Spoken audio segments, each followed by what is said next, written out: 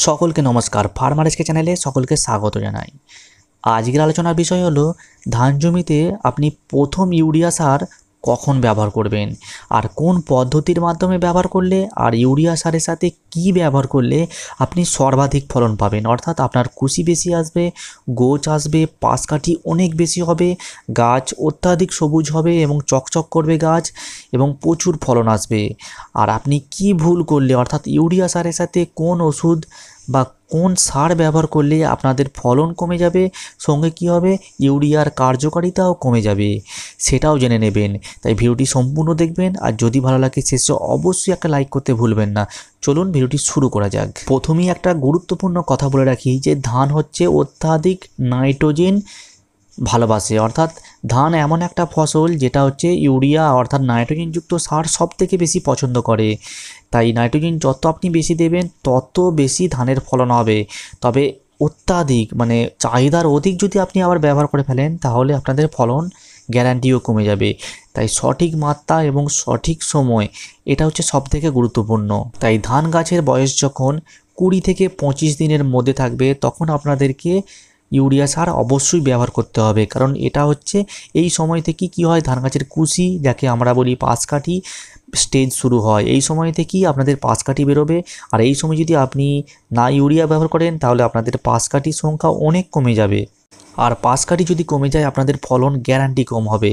তাই এই সময় অবশ্যই আপনাদেরকে ইউরিয়া জাতীয় সার অর্থাৎ নাইট্রোজেন জাতীয় সার আপনাদেরকে অবশ্যই ব্যবহার করতে হবে, তবেই আপনারা সবথেকে ভালো ফলন পাবে।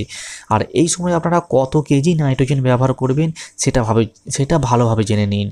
এই সময় আপনারা ব্যবহার করবেন মোটামুটিভাবে যে সমস্ত ধান গাছের কাণ্ড অত্যাধিক শক্ত, অর্থাৎ সাধারণ ঝড় বা বৃষ্টিতে সেই সমস্ত ধান গাছ পড়ে যায় না, সেই সমস্ত ধান গাছের জন্য আপনাদেরকে এই 15 থেকে 25 দিনের মধ্যে প্রতি বিঘা পিছু অর্থাৎ 33 শতক জায়গায় 10 থেকে 15 কেজি হারে আপনাদেরকে সার প্রয়োগ করতেই হবে, নাইট্রোজেন জাতীয় সার প্রয়োগ করতেই হবে।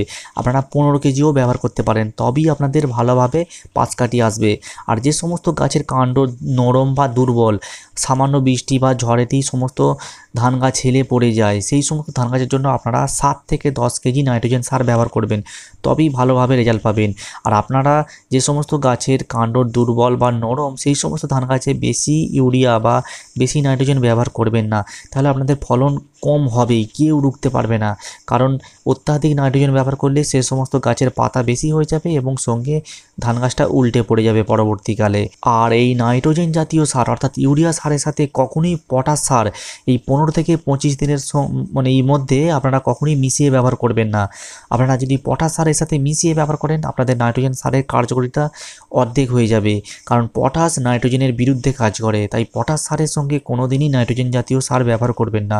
তবে জমিতে পটাশ সার অবশ্যই প্রয়োজন বা ধান জমিতে অবশ্যই দরকার, সেটা পরবর্তীকালে ব্যবহার করবেন। ইউরিয়ার সাথে মিশিয়ে পটাশ ব্যবহার করতে যাবেন না, ঠিক আছে? তাহলে আপনারা কাজ কম পাবেন। আর নাইট্রোজেন জাতীয় সারের সাথে আপনারা জিঙ্ক বা সালফার এই জাতীয় যে কোনো অনুখাদ্যকে মিশিয়ে আপনারা ব্যবহার করতে পারেন। এতে নাইট্রোজেনের কার্যকারিতাও যেমন বৃদ্ধি পায়, এর সঙ্গে কী হয় শিকড় বৃদ্ধি পাবে, মানে ধান গাছের কাণ্ড সতেজ থাকবে, সবুজ থাকবে, অত্যাধিক সালোক সংশ্লেষ করতে পারবে